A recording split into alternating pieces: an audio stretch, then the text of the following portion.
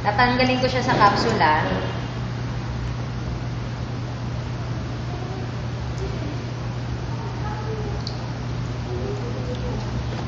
Bilang tayo. 1, 2, 3, 4, 5, 6, 7, 8, 9, 10.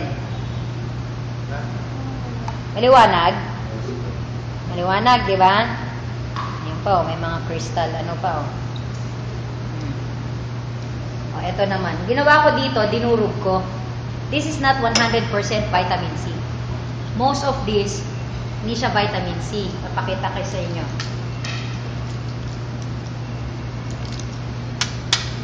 Kaya nakalagay dyan, 25% lang ang na-absorb ng katawan. Kasi bakit? Hindi siya 100% vitamin C. Nakikita niyong lumulutang, tawag doon, extenders. Okay, para magdikit-dikit yan, ginagamitan ng gaw-gaw, starch. Okay, so kahit pa maka-100 ako dito na ikot, di yan matutunaw. Hindi siya matutunaw. Kumpara mo sa atin. Okay. Now, eto naman, this is povidone iodine. Okay? Na mas kilala nyo sa tawag na betadine. Now, bakit povidone iodine ang gagamitin natin? This povidone iodine will represent the free radicals. Okay? Di ba pag sinabing free radicals, yung sa oxidation, di ba? Ang antioxidant.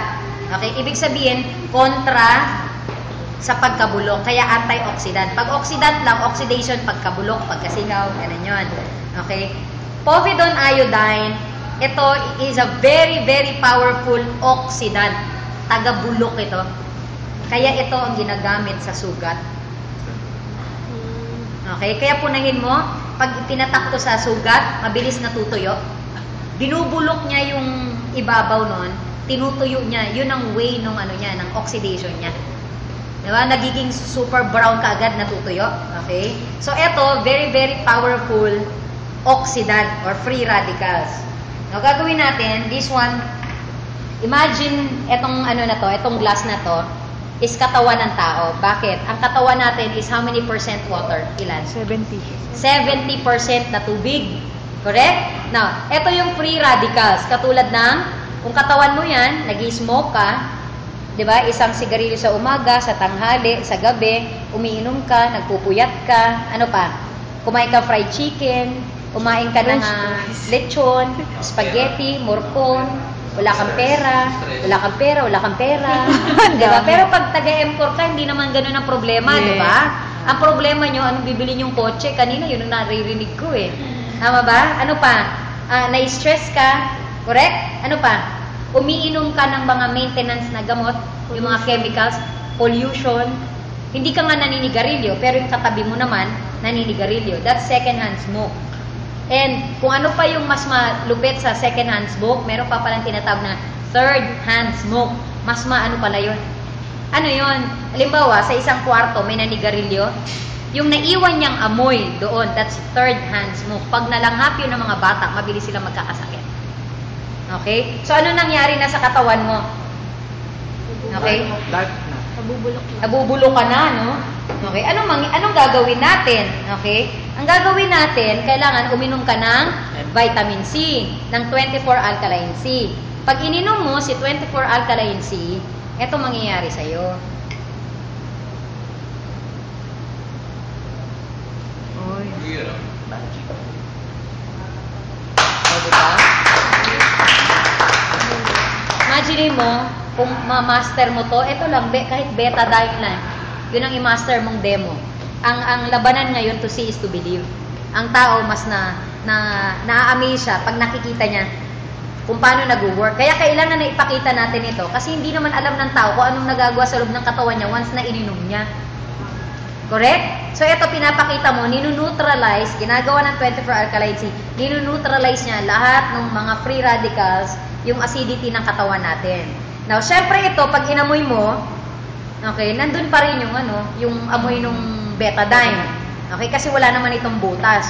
The good news is, ang tao may butas. Tama? Now, paano niya yun nilalabas?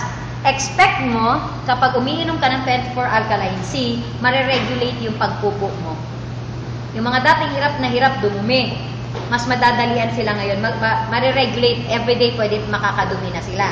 Expect mo din, eto totoo to, at na-experience mo to, lalo na pag nagme-megadose ka, utot ka ng utot. Totoo yan. So, healthy yan. Ibig sabihin, healthy ka. So, pag napunta ka sa party, umattend ka, sa pautot ka, Healthy ako. sorry healthy kasi ako. Narinig mo na yung 24 alkaline C. E di may topic ka na ngayon. Okay? So, eto pa. Tabi natin ito Okay. Now, sino dito ang narinig na yung salitang electrolytes? Yes. Electrolytes. Now, pag ang tao nag-LBM, pinapainom ng Gatorade. Gatorade. Bakit kaya? Sa electrolytes. Kasi ang Gatorade, madaming electrolytes. Bakit sila pinapainom? Kasi pag nag-LBM, kaya ka nanghihina, sumama sa dumi mo yung electrolytes. Kaya kailangan maibalik.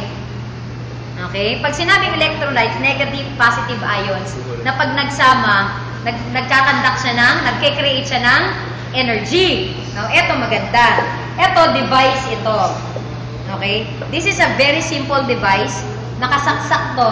Yung dulo niya, eto, nakasaksak. By the way, magpapagawa tayo ng mga ganito. Pwede kang bumili nito later on. Okay? Nakasaksak tong device na to.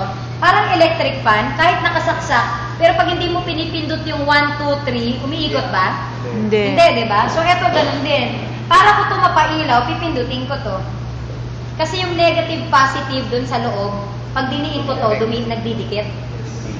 Okay? Ganun siya kasimple. Pero ito maganda. Sa kabilang dulo, okay? Huwag mo itong hawakan kasi may kuryente yan. May kuryente siya. Para umilaw to, kailangan makahanap siya ng negative, positive. So, gagawin natin, tingnan natin kung makakakita siya dito.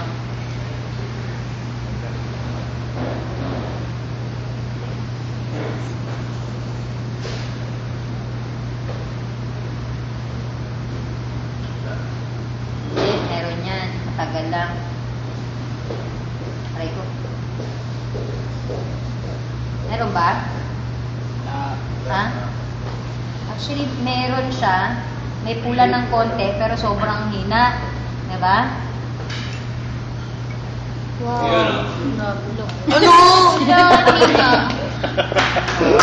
Ayos eh.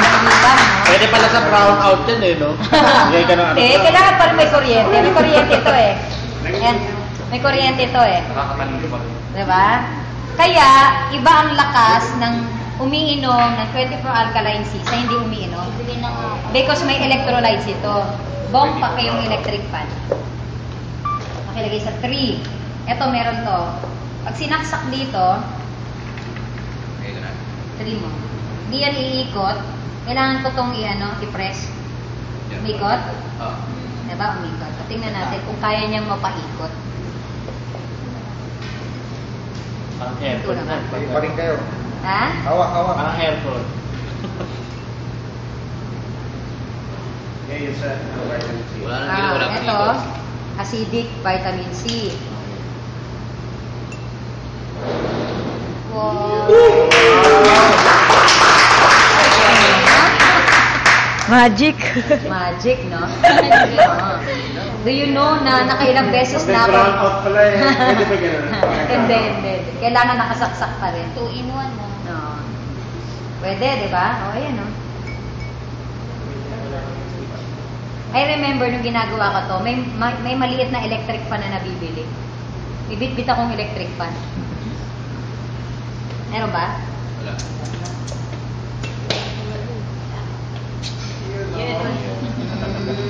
Hindi ko makakasin po. Diba? Pwede ba isaksakan yung gano'n? Eh, dati gano'ng katagal? Try mo. Mga iikot pa Dati siya. gano'ng katagal? Ano? Hindi, hawakan mo. So, ngayon, ang tanong, paano mo naman mapapatunayan na totoong alkaline yung product natin?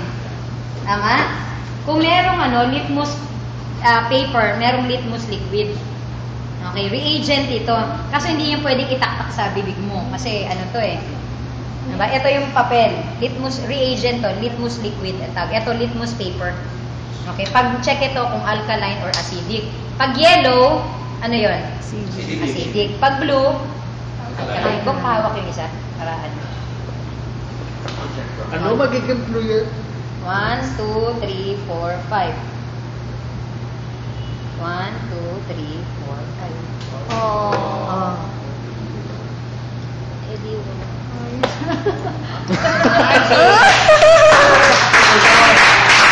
are acidic, you are much more prone to chronic diseases and cancer. Pero pag your body is alkaline, you can stay away from chronic diseases and cancer. And you have to take 24 alkaline C at least 1,000 milligrams per day kung healthy ka. And there's no such thing as healthy. Walang healthy dito sa atin ngayon. Diba? Lahat kailangan ng more than 1,000 milligrams. So imagine kung lahat ng kakilala mo, papainumin mo, isi-share mo tong produkto na to, papakita mo tong demo na to, bibili, hindi? Bibili. Diba? Again, prevention is better than cure. Thank you.